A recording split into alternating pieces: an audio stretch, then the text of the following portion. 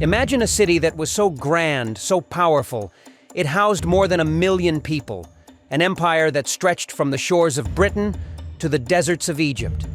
This was ancient Rome, a city with a population that rivaled many of today's largest metropolises.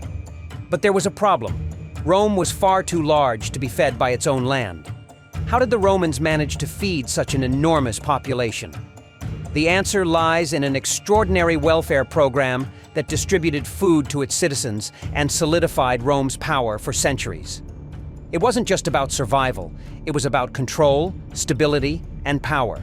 But what makes this program so fascinating is not just the scale. It was the sophistication of a system that would inspire modern welfare programs. Let's dive into how Rome fed 1 million mouths and kept its empire running on grain, bread, and more. How did grain, the most basic element of Roman food, travel from the far corners of the empire to the heart of Rome? How did the Roman government manage this intricate system of food distribution? And what role did this welfare program play in keeping the empire stable and preventing social unrest? Join me as we explore the shocking scale of the Roman grain dole, how it shaped Roman society, and why this ancient welfare system might just be the secret behind Rome's success. The scale of Rome's population and its food needs. At its peak, Rome was a bustling metropolis, teeming with life. With over 1 million residents, it was far larger than most cities of the ancient world. The size of the city was staggering, and its growth was unlike anything anyone had ever seen before. For comparison, other ancient cities might have had a few thousand people, but Rome's urban population dwarfed them all. The city didn't just house Romans. It was a melting pot of people from across the Mediterranean, from Greece to Egypt, and even as far away as the British Isles. However, this massive population brought with it a problem. How could such a large city be sustained with enough food? Rome's hinterland, the land immediately surrounding it, wasn't large enough to feed its residents. The fertile plains of Italy and its surrounding regions simply couldn't produce enough grain, olive oil, and wine to supply the city with all it needed. The solution lay in importing food from every corner of the Roman Empire, from Egypt to Spain, and from the North African coast to the islands of Sicily and Sardinia. The primary food that kept Rome alive was grain, especially wheat. The average Roman consumed vast quantities of bread, and in fact, bread made up 3/4 of the average Roman's daily calories. To feed the growing population, the Roman Empire needed to import grain from its provinces. The size of the operation was staggering. Annually, the city of Rome imported over 400,000 metric tons of food, half of which was grain. But just how did this system work? Let's take a look at how the Romans managed to get their grain from the farthest reaches of the empire to the bustling streets of the city. The grain trade, taxes, transport, and logistics. The Roman Empire's solution to this problem was simple: taxation and transportation. Provinces under Roman rule were required to pay taxes, and those taxes often came in the form of grain. These provinces, including North Africa, Egypt, Sicily, and Sardinia, all contributed a share of their grain harvests to Rome. The most important grain supplier was Egypt, known as the breadbasket of Rome. Egypt's fertile Nile Delta produced vast quantities of wheat, much of which was exported to Rome. But it wasn't just the grain that was taxed. The entire process, from harvesting to transport, was tightly regulated. Grain was collected as a form of tax from the local farmers. For example, in Sicily, farmers were required to pay 1/5 of their grain harvest to the Roman state as a tax. In Egypt, the grain harvests were sent directly to the state-owned granaries, where they were stored and then transported by large vessels known as grain barges. These barges were the ancient equivalent of modern supertankers, carrying vast amounts of grain from the provinces to Rome. The grain barges could carry over 1,000 tons of cargo, and some of these ships were massive, up to 180 feet long and 45 feet wide. These barges were privately owned but contracted by the Roman government, who paid ship captains generous terms to ensure a steady supply of grain to the capital. The grain was loaded in places like Alexandria, a major port city in Egypt, and then shipped across the Mediterranean Sea to Rome. But how did this massive transportation network function? Here's where things get even more fascinating. The grain trade was so essential to Rome's survival that emperors were willing to offer incentives to captains to sail during the winter months, when the Mediterranean seas were rough. This ensured a constant, uninterrupted supply of food. The grain dole, Rome's welfare program. The real brilliance of Rome's food supply system lay not just in the transport of grain, but in how it was distributed to the people. Enter the grain dole, Rome's welfare program that would feed hundreds of thousands of its citizens every single month. The grain dole wasn't just a social safety net, it was a political tool, a method of keeping the people happy and preventing uprisings. The grain dole was first introduced during the late Republic, but it wasn't until the reign of Emperor Augustus that it became a regular, institutionalized system. The dole worked like this. Each month, a portion of the grain that had been imported to Rome was distributed to the citizens of the city. However, this was no ordinary handout. To receive the dole, a Roman citizen had to be registered in the official census. Only Roman citizens who had lived in the capital for an extended period were eligible for the dole. In fact, receiving the dole became a symbol of status for many Romans, a mark of citizenship and privilege. The dole wasn't just about feeding the poor. It was about providing food to the lower classes and ensuring that everyone, regardless of wealth, had access to basic nutrition. Around 200,000 people, roughly a fifth of Rome's population, were receiving free grain each month. And the amount was substantial. Each person was allotted 5 modii, approximately 33 kilograms of grain, enough to feed one adult for a month. Rome's emperors knew that food security was the key to maintaining power. Without the grain dole, the people of Rome might turn against their rulers. The grain dole wasn't just about charity, it was about control. By giving the citizens of Rome free grain, the emperors ensured that they had a loyal, content population, which would in turn stabilize the empire. Distribution and control, the mechanics of the dole. The distribution of grain in ancient Rome was a monumental operation, one that would be difficult to imagine on such a scale today. The Roman government established numerous distribution centers throughout the city, ensuring that grain reached the hands of its citizens efficiently. These centers were spread across strategic locations, with the most famous being the Porticus Minutia, located on the Campus Martius. This distribution point became synonymous with the grain dole itself, where countless Romans would line up each month to collect their rations.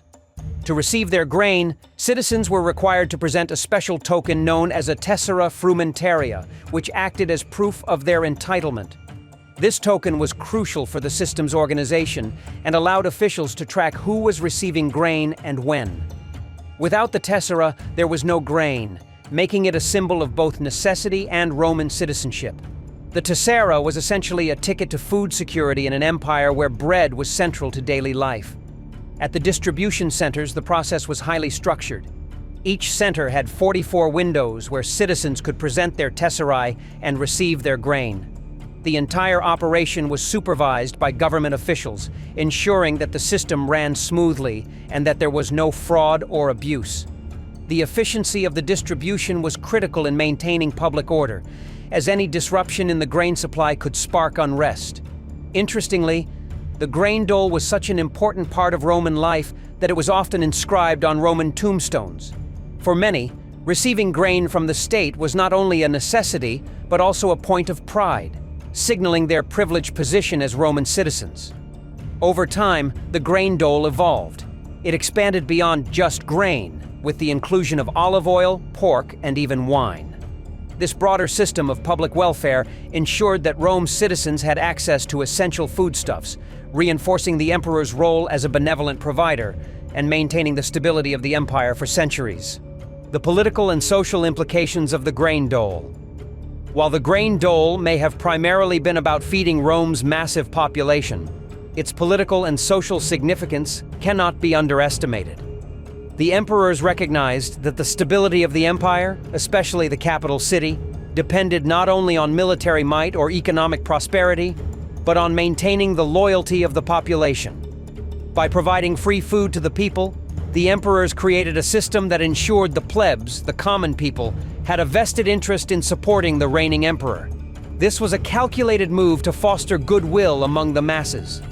A full belly meant content citizens, and content citizens were less likely to take part in uprisings or revolts. The grain dole became an essential tool for quelling dissent in a city that, despite its grandeur, was often ripe for unrest.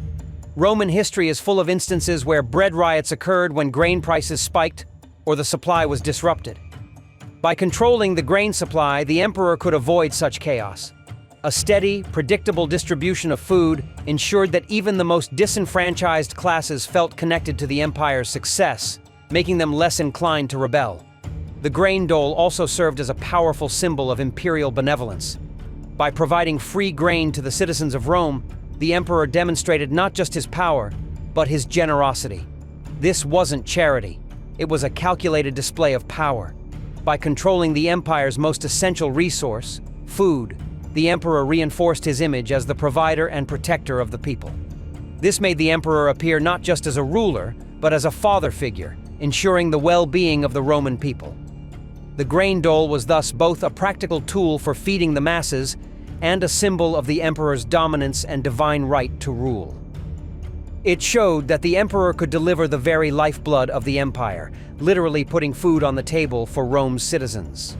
Socially, the grain dole reinforced the class structure of Roman society. Only Roman citizens, those who had lived in the capital for an extended period, were eligible to receive the dole. This policy effectively excluded non-citizens, no matter how wealthy or influential they might be. The grain dole was a privilege of citizenship, making it a powerful marker of social status. Those who were fortunate enough to receive the dole were seen as being part of the Roman elite, even if they were from the lower classes. This created a strong social divide between citizens and non-citizens, reinforcing the idea that the emperor's favor was reserved for those who truly belonged to the Roman state. Moreover, by limiting the dole to Roman citizens, the emperors ensured that loyalty to Rome remained firmly rooted in the city's inhabitants. Non-citizens and foreigners, who might have been a threat to the political stability of the empire, were kept outside the system. This division strengthened the social hierarchy and helped the emperors maintain tight control over the capital. While the grain dole provided food security for the Roman populace, it also reinforced the emperor's grip on power, ensuring that those with access to the dole were not just fed, but also bound to the emperor's regime. Thus, the grain dole was more than just a welfare program. It was an intricate political and social tool that helped maintain order, preserve loyalty, and bolster the emperor's image as both a benevolent ruler and the ultimate authority in the Roman world. Legacy of the grain dole. Although the grain dole eventually ended after the fall of the Western Roman Empire, its legacy lived on in different forms. The system was adopted by the Byzantine Empire, where it continued for several centuries. The dole was revived in Constantinople by Emperor Constantine and persisted until the city was besieged by the Persians.